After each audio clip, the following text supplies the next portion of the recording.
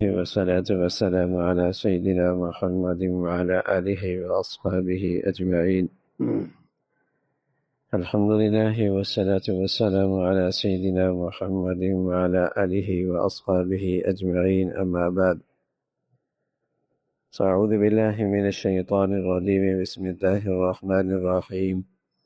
وإذ قلنا للملائكة اسجدوا لآدم فسجدوا إلا إبليس كان من الجن ففسق عن أمر ربه أفتتخذونه وذريته أولياء من دوني وهم لكم عدو بئس للظالمين بدلا. صدق اللہ العظیم. سورہ کہف چل رہی تھی اور اس میں حضرت موسیٰ علیہ السلام اور حضرت خضر کا قصہ آنے کو ہے. اس سے پہلے چند ہدایات ہیں اور انہی میں ایک بات کی طرف توجہ دلائی، وہ دنیا کی بے ثباتی اور دنیا کی زندگی کی بے وقعتی اور آخرت کی اور کل کی زندگی کی عظمت، اہمیت. حضرات انبیاء علیہ السلام کی تربیت میں اور دعوت میں یہ مرکزی موضوع رہا ہے کہ لوگوں میں اس زندگی کے لیے جوش و خروش پیدا ہو. جیسے آدمی چھوٹی کالونی سے بڑی سوسائٹی کی طرف منتقل ہونے لگتا ہے اور چند مہینے رہ جاتے ہیں تو ایک جوش و خروش ہوتا ہے کہ کچی آبادی سے سوسائٹی کی طرف شفٹ ہو رہا ہوں. خیالات میں، سوچ میں، تیاری میں کہ کچی آبادی سے ایک بڑی سوسائٹی کی طرف وہ منتقل ہونے والا ہے، بچوں میں، گھر والوں میں. تو حضرات انبیاء علیہ السلام اپنی دعوت میں لوگوں کا یہ مزاج بناتے تھے کہ اس حقیقی اور ابدی زندگی کا ایک جوش و خروش ہو اور اللہ کے ماننے والے اس کی تیاری میں رہیں تاکہ جب وہ زندگی شروع ہو تو ان کا زبردست قسم کا استقبال ہو اور انہیں پورا اعزاز و اکرام کے ساتھ وہاں آگے ریسیو کیا جائے، ان کو لیا جائے تو اس کا پورا اہتمام ہو. اس لیے پیارے نبی صلی اللہ علیہ وسلم نے اس زندگی کے لیے جب آغاز ہوتا ہے شفٹنگ کا، جسے ہم موت کہتے ہیں، تو اللہ کے نبی نے اس کو بڑا پیارا عنوان دیا. فرمایا یہ مومن کا تحفہ ہے. اس کا عنوان کتنا پرکشش دے دیا. فرمایا یہ مومن کا تحفہ ہے.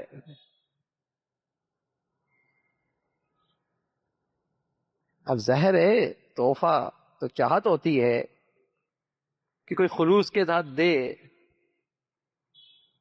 تو طلب ہوتی ہے، اس کی خوشی کا اظہار ہوتا ہے. تو پیارے نبی صلی اللہ علیہ وسلم نے اس زندگی کا عنوان یہ رکھا کہ تحفہ. جو اس زندگی کے لیے تیاری رکھتا ہے اس کے لیے تو وہ تحفہ ہے. تو اس دنیا کی بے وقتی کہ اس میں ثبات نہیں ہے، آج ہے اور کل نہیں ہے. تم دولت میں، اسٹیٹس میں، رہن سہن میں جیسے بھی ہو، لیکن پائیداری نہیں ہے نا بھائی، پائیداری نہیں ہے. آج ہے اور کل نہیں ہے، کل ہے اور صبح نہیں ہے، اس میں پائیداری نہیں ہے. اور اس کی مثالیں قرآن نے بارہا دی ہیں کہ جیسے مٹی میں رل جانے والی کھیتی ہے، جیسے باغ ہیں اور پھر اس کے بعد وہ کچھ عرصے کے بعد وہاں چٹیل میدان بن جاتا ہے. اور ہم اپنی زندگی میں خود دیکھتے ہیں ایک وقت آتا ہے جہاں ہم اپنے پیاروں کو چھوڑ کے آتے ہیں، ان کے نشان بھی مٹ جاتے ہیں.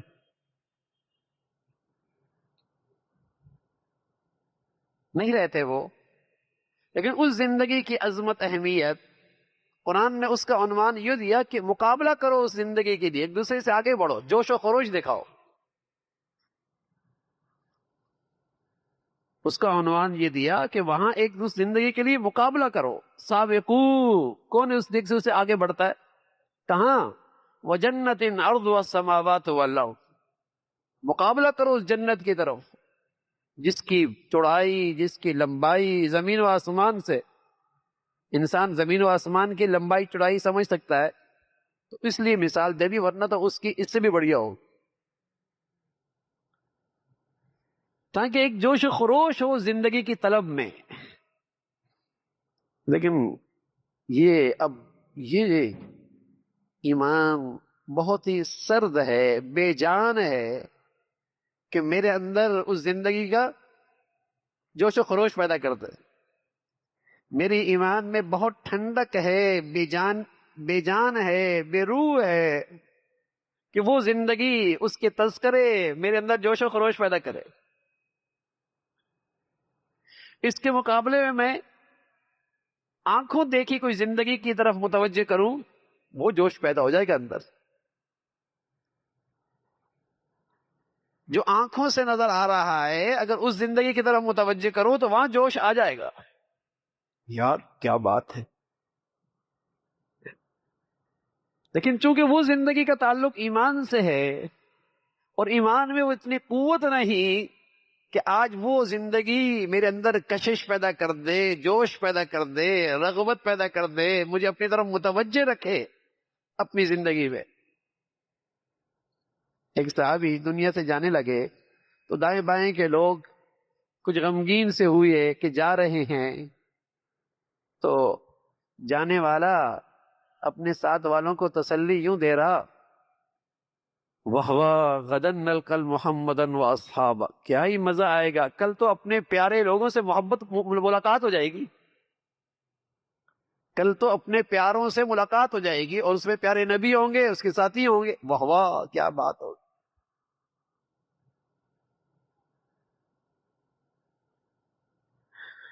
تو یہ جوش و خروش اس زندگی کا پیدا ہو، قرآن یہ چاہتا ہے، پیغمبر کی دعوت یہ چیز پیدا کرتی ہے، یہ پیدا کرتی ہے۔ یہ تبھی ہوگا بھائی جب یہاں کی بے وقتی آئے، اس کی عظمت آئے، ابدی زندگی وہ ہے، اس کے لیے ہمیشہ نظر رہے، اس پہ نظر رہے۔ اور سچ کہہ رہا ہوں، جس خوش نصیب آدمی کو یہ چیز پیدا ہو جائے نا، اس کو دنیا کی کوئی چیز، کسی چیز کی کمی، کسی چیز کا نقصان، کسی تکلیف اور آزمائش اسے غمگین نہیں کرے گی، پریشان نہیں کرے گی۔ جیسے کسی گھر سے آدمی شفٹ ہو رہا ہے اور اس کا ٹائر گر گئی، یا اس کا پنکھا خراب ہو گیا، یا اس کا اے سی کام نہیں ہو رہا، بولے کہ بھائی جا ہی رہا ہوں تو خراب ہوگا، کیا ہوا، پریشان نہیں کرے گا۔ اس لیے پیارے نبی فرمایا کرتے تھے، من جعل ہمہ ہم الآخرہ کفاہ اللہ ہم دنیاہ، جسے اللہ تعالیٰ اس زندگی کی فکر نصیب فرما دے، اسے دنیا کے غم اور فکریں پریشان نہیں کریں گی۔ اور ایک بڑے بزرگ اللہ والے کہا کرتے تھے، آخرت کی فکر بھی ہو، دنیا کا غم بھی ہو، یہ دونوں کبھی اکٹھے نہیں ہو سکتے۔ یہ دنیا کا غم اسے اندر سے کھائے جاتا ہے جیسے آخرت کی فکر کی ہوا بھی نہیں لگی۔ یہ دنیا کے غم اور فکریں اسے کھاتی ہیں جسے اس زندگی کی ہوا بھی نہیں لگی، ورنہ اس زندگی کی فکر اور غم میں تو یہ تاثیر ہے، یہ اس کا میٹھا پھل ہے اس دنیا میں، کہ دنیا میں اس دنیا کی جو غم اور فکریں ہیں یہ زیادہ اہمیت نہیں دیتا، کہ نہ یہاں خوشی پائیدار ہے اور نہ یہاں کی تکلیف پائیدار ہے۔ یا تو کوئی چیزیں چند دن کی تو بات ہے، چند دن کی تو بات ہے، پھر اس کے بعد راحت ہی راحت ہے۔ تو اس زندگی کا جوش، تو چونکہ اس راستے کا سب سے بڑا راہزن، اس حقیقی زندگی کا سب سے بڑا راہزن اور دشمن شیطان ہے، جس کی دشمنی آدم سے لے کر اولاد آدم تک جاری ہے، تو اللہ تعالیٰ اس کا بھی ذکر کر رہے کہ ففسق عن امر ربی، ٹھیک ہے نا، اس کا خاص دشمنی کا یہ جو الفاظ ہیں قرآن میں یہیں پر ہیں. ویسے تو شیطان کا ذکر قرآن میں کہیں جگہ کہ کئی جگہ پر ہے، لیکن یہ الفاظ خاص یہاں پر ہے. ففسق عن امر ربی، وہ اللہ کے حکم سے باہر نکلا. جس طرح شیطان فرشتوں کے لبادے میں تھا، فرشتوں کے لبادے میں تھا، اس کو عزازیل بھی کہتے تھے، تھا شیطان، شیطان تھا جن، ہے جن، فرشتوں کے لبادے میں تھا.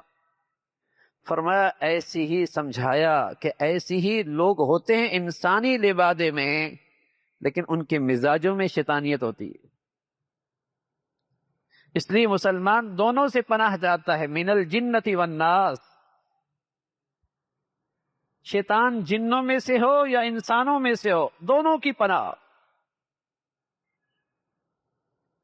دونوں کی صحبت نہیں، دونوں سے یاری نہیں، دونوں سے تعلق نہیں، دونوں کی زندگیوں سے نکالی نہیں.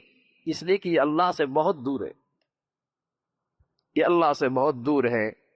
اور جیسے وہ ظالم ہے، کوئی اس کی نکالی کرتا ہے، وہ بھی ظالموں کے صف میں آتا ہے، اور ظالموں کا انجام اچھا نہیں، اس کا انجام اچھا نہیں.